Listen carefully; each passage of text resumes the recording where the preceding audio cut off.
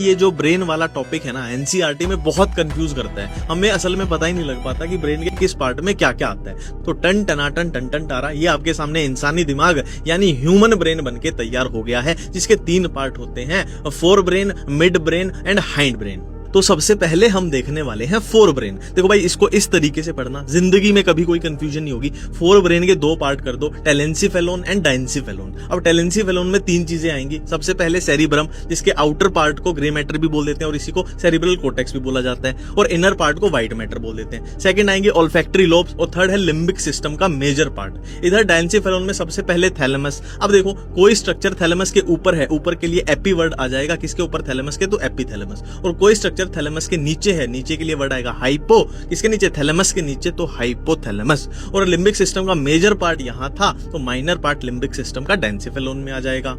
अब बात करते हैं लिम्बिक सिस्टम में क्या क्या आएगा। देखो, लिम्बिक सिस्टम बनता है limbic lobe plus amygdala plus hippocampus plus hypothalamus, इन सबको मिला के बनता है लिम्बिक सिस्टम। अब बात करते हैं मिड ब्रेन की। मिड ब्रेन में 2 चीजें आएंगी, cerebral aqueduct and corpora quadrigemina. देखो, इसमें आ रहा है डक्ट, डक्ट से याद आएगा कैनाल है एक, जो कहां से पास होती है, मिड ब्रेन के थ्रू पास होती है। अब इसमें देखो, कॉर्पोरा का मतलब होता है बॉडी या स्वेलिंग्स, क्वाड्री का मतलब होता है 4, जेमिना का मतलब होता है पेयर, मतलब स्वेलिंग्स हैं कितनी है, 4 हैं, और पेयर में है, पेयर में है तो 2 + 2 हो जाएंगी, 2 सुपीरियर 2 इंफीरियर। अब लास्ट में हम देखने वाले हैं हाइंड ब्रेन, जिसमें 3 कंपोनेंट होते हैं, पोन्स, सेरिबेलम, मेड्यूला। पोन्स क्या करता है, इंटरकनेक्ट करता है ब्रेन के डिफरेंट रीजन्स को, इसीलिए इसको रिले स्टेशन भी बोल दिया जाता है। सेरिबेलम क्या है, कन्वोल्यूटेड सरफेस है जो एडिशनल स्पेस प्रोवाइड करता है, जाहिर सी बात है किसके लिए, न्यूरॉन्स के लिए करता है। मेड्यूला में सेंटर्स प्रेजेंट होते हैं, जैसे कि रेस्पिरेशन के लिए, कार्डियोवैस्कुलर रिफ्लेक्सेस के लिए और गैस्ट्रिक सेक्रीशंस के लिए। एनसीईआरटी ऐसे ही लिखती है।